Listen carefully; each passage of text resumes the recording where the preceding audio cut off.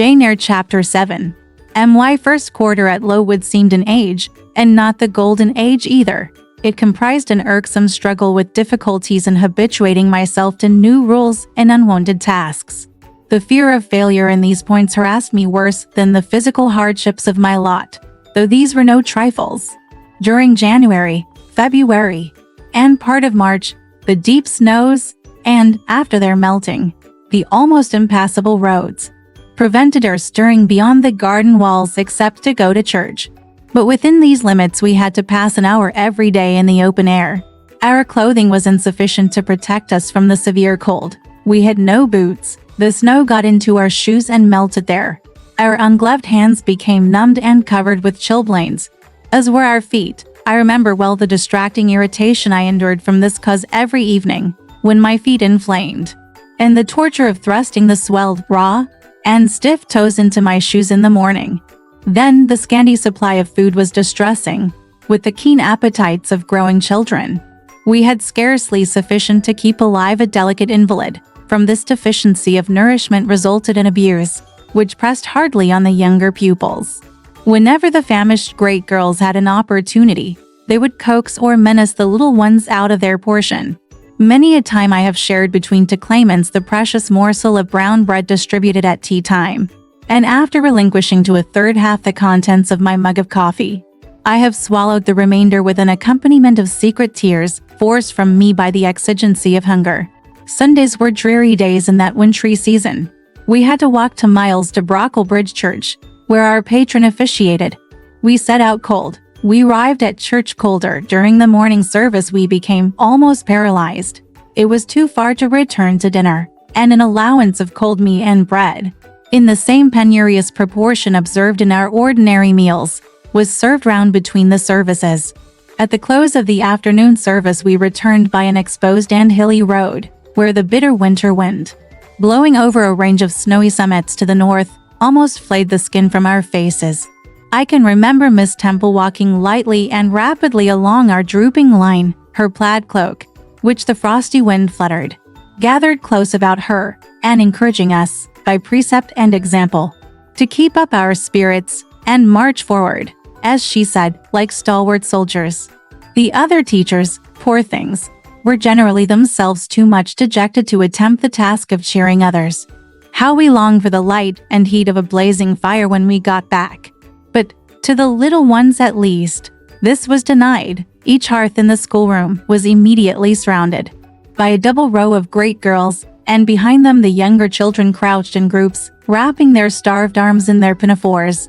A little solace came at tea time, in the shape of a double ration of bread, a whole, instead of a half, slice, with the delicious addition of a thin scrape of butter. It was the hebdomadal to which we all looked forward from Sabbath to Sabbath. I generally contrived to reserve a moiety of this bounteous repast for myself, but the remainder I was invariably obliged to part with. The Sunday evening was spent in repeating, by heart, the church catechism, and the 5th, 6th, and 7th chapters of St. Matthew, and in listening to a long sermon, read by Miss Miller, whose irrepressible yawns attested her weariness. A frequent interlude of these performances was the enactment of the part of Eutychus by some half-dozen of little girls, who, overpowered with sleep, would fall down, if not out of the 3rd loft, yet off the 4th form, and be taken up half-dead. The remedy was, to thrust them forward into the center of the schoolroom, and oblige them to stand there till the sermon was finished. Sometimes their feet failed them, and they sank together in a heap. They were then propped up with the monitor's high stools. I have not yet alluded to the visits of Mr. Brocklehurst, and indeed that gentleman was from home during the greater part of the first month after my arrival, perhaps prolonging his stay with his friend the Archdeacon. His absence was a relief to me. I need not say that I had my own reasons for dreading his coming, but come he did at last. One afternoon I had then been 3 weeks at Lowood, as I was sitting with a slate in my hand, puzzling over a sum in long division. My eyes, raised in abstraction to the window, caught sight of a figure just passing. I recognized almost instinctively that gaunt outline, and when, 2 minutes after, all the school, teachers included, rose en masse, it was not necessary for me to look up in order to ascertain whose entrance they thus greeted. A long stride measured the schoolroom, and presently beside Miss Temple, who herself had risen, stood the same black column which had frowned on me so ominously from the hearthrug of Gateshead. I now glanced sideways at this piece of architecture. Yes, I was right. It was Mr. Brocklehurst, buttoned up in his serge out, and looking longer, narrower, and more rigid than ever. I had my own reasons for being dismayed at this apparition. Too well I remembered the perfidious hints given by Mrs. Reed about my disposition. etc. The promise pledged by Mr. Brocklehurst to apprise Miss Temple and the teachers of my vicious nature. All along I had been dreading the fulfillment of this promise. I had been looking out daily for the coming man, whose information respecting my past life and conversation was to brand me as a bad child forever. Now there he was. He stood at Miss Temple's side. He was speaking low in her ear. I did not doubt he was making disclosures of my villainy, and I watched her eye with painful anxiety, expecting every moment to see its dark orb turn on me a glance of repugnance and contempt. I listened too, and as I happened to be seated quite at the top of the room, I caught most of what he said. Its import relieved me from immediate apprehension. I suppose, Miss Temple, the thread I bought at Loughton will do. It struck me that it would be just to the quality for the calico chemist's, and I sorted the needles to match. You may tell Miss Smith that I forgot to make a memorandum of the darning needles, but she shall have some papers sent in next week. And she is not, on any account, to give out more than one at a time to each pupil. If they have more, they are apt to be careless and lose them. And, oh ma'am, I wish the woolen stockings were better looked to. When I was here last, I went into the kitchen, garden and examined the clothes drying on the line. There was a quantity of black hose in a very bad state of repair. From the size of the holes in them I was sure they had not been well mended from time to time. He paused. Your directions shall be attended to, sir, said Miss Temple. And, ma'am, he continued, the laundress tells me some of the girls have to clean tuckers in the week. It is too much. The rules limit them to one. I think I can explain that circumstance. Sir, Agnes and Catherine Johnstone were invited to take tea with some friends at Loughton last Thursday, and I gave them leave to put on clean tuckers for the occasion. Mr. Brocklehurst nodded. Well, for once it may pass, but please not to let the circumstance occur too often. And there is another thing which surprised me. I find, in settling accounts with the housekeeper, that a lunch, consisting of bread and cheese, has twice been served out to the girls during the past fortnight. How is this? I looked over the regulations, and I find no such meal as lunch mentioned. Who introduced this innovation? And by what authority? I must be responsible for the circumstance, sir, replied Miss Temple. The breakfast was so ill prepared that the pupils could not possibly eat it, and I dared not allow them to remain fasting till dinner time. Madam, allow me an instant. You are aware that my plan in bringing up these girls is not to accustom them to habits of luxury and indulgence, but to render them hardy, patient, self-denying. Should any little accidental disappointment of the appetite occur, such as the spoiling of a meal, the under or the overdressing of a dish, the incident ought not to be neutralized by replacing with something more delicate the comfort lost, thus pampering the body and obviating the aim of this institution. It ought to be improved to the spiritual edification of the pupils, by encouraging them to evince fortitude under the temporary privation.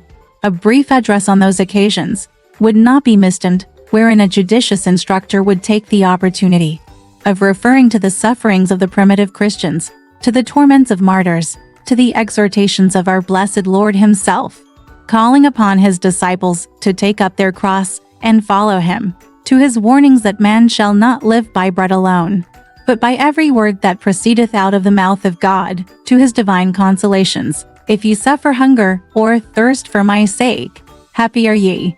Oh, madam, when you put bread and cheese, instead of burnt porridge, into these children's mouths, you may indeed feed their vile bodies, but you little think how you starve their immortal souls. Mr. Brocklehurst again paused, perhaps overcome by his feelings. Miss Temple had looked down when he first began to speak to her, but she now gazed straight before her, and her face, naturally pale as marble, appeared to be assuming also the coldness and fixity of that material, especially her mouth. closed as if it would have required a sculptor's chisel to open it, and her brow settled gradually into petrified severity. Meantime, Mr. Brocklehurst, standing on the hearth with his hands behind his back, majestically surveyed the whole school. Suddenly his eye gave a blink, as if it had met something that either dazzled or shocked its pupil.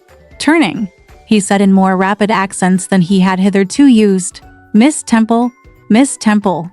What is that girl with curled hair? Red hair, Mum, curled all over." And extending his cane he pointed to the awful object, his hand shaking as he did so. "It is Julia Severn," replied Miss Temple, very quietly. "Julia Severn, ma'am. And why has she, or any other, curled hair? Why, in defiance of every precept and principle of this house, does she conform to the world so openly, here in an evangelical, charitable establishment, as to wear her hair one mass of curls?" "Julia's hair curls naturally," returned Miss Temple, still more quietly. "Naturally, yes. But we are not to conform to nature. I wish these girls to be the children of grace. And why that abundance? I have again and again intimated that I desire the hair to be ranged closely, modestly, plainly. Miss Temple, that girl's hair must be cut off entirely. I will send a barber tomorrow. And I see others who have far too much of the excrescence. That tall girl, tell her to turn round. Tell all the first form to rise up and direct their faces to the wall." Miss Temple passed her handkerchief over her lips, as if to smooth away the involuntary smile that curled them. She gave the order, however, and when the first class had taken what was required of them, they obeyed. Leaning a little back on my bench, I could see the looks and grimaces with which they commented on this maneuver. It was a pity Mr. Brocklehurst could not see them too. He would perhaps have felt that, whatever he might do with the outside of the cup and platter, the inside was further beyond his interference than he imagined. He scrutinized the reverse of these living metals some 5 minutes, then pronounced sentence. These words fell like the knell of doom. All those top knots must be cut off. Miss Temple seemed to remonstrate. "Madam," he pursued, "I have a master to serve whose kingdom is not of this world. My mission is to mortify in these girls the lusts of the flesh, to teach them to clothe themselves with shamefacedness and sobriety, not with braided hair and costly apparel. And each of the young persons before us has a string of hair, twisted in plaits which vanity itself might have woven. These, I repeat, must be cut off. Think of the time wasted." Mr. Brocklehurst was here interrupted. 3 other visitors, ladies, now entered the room. They ought to have come a little sooner to have heard his lecture on dress, for they were splendidly attired in velvet, silk, and furs. The 2 younger of the trio, fine girls of 16 and 17, had gray beaver hats, then in fashion, shaded with ostrich plumes. And from under the brim of this graceful headdress fell a profusion of light tresses, elaborately curled. The elder lady was enveloped in a costly velvet shawl, trimmed with ermine, and she wore a false front of French curls. These ladies were deferentially received by Miss Temple, as Mrs. and the Misses Brocklehurst, and conducted to seats of honor at the top of the room.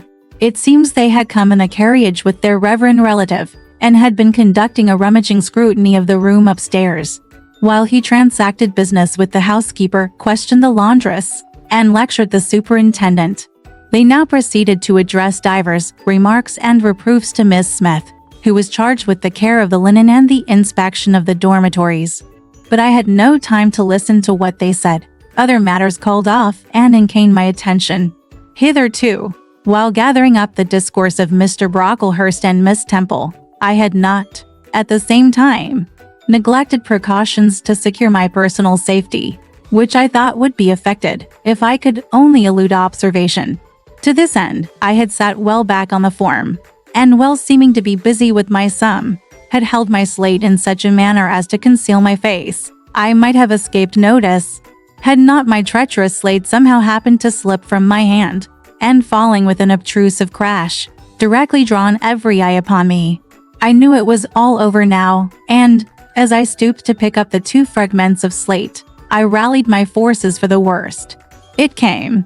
"A careless girl," said Mr. Brocklehurst, and immediately after, "It is the new pupil, I perceive."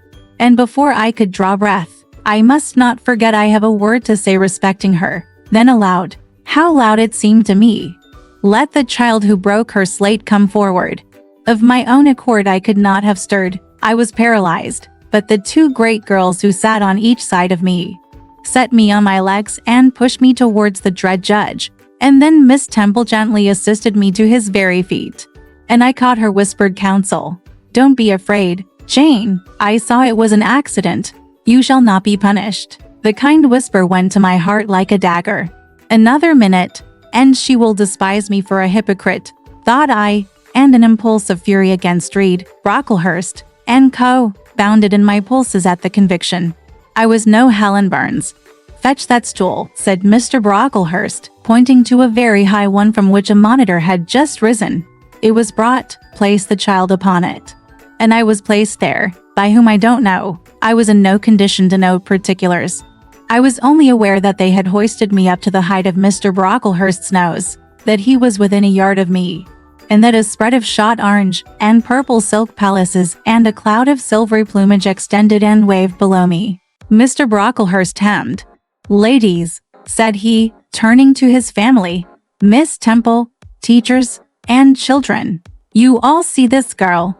Of course they did, for I felt their eyes directed like burning glasses against my scorched skin. You see she is yet young. You observe she possesses the ordinary form of childhood. God has graciously given her the shape that he has given to all of us. No signal deformity points her out as a marked character. Who would think that the evil one had already found a servant and agent in her? Yet such, I grieve to say, is the case. A pause in which I began to steady the palsy of my nerves, and to feel that the Rubicon was passed, and that the trial, no longer to be shirked, must be firmly sustained. My dear children, pursued the black marble clergyman, with pathos, this is a sad, a melancholy occasion, for it becomes my duty to warn you that this girl, who might be one of God's own lambs, is a little castaway, not a member of the true flock, but evidently an interloper and an alien. You must be on your guard against her. You must shun her example, if necessary, avoid her company, exclude her from your sports, and shut her out from your converse. Teachers, you must watch her, keep your eyes on her movements, weigh well her words, scrutinize her actions, punish her body to save her soul.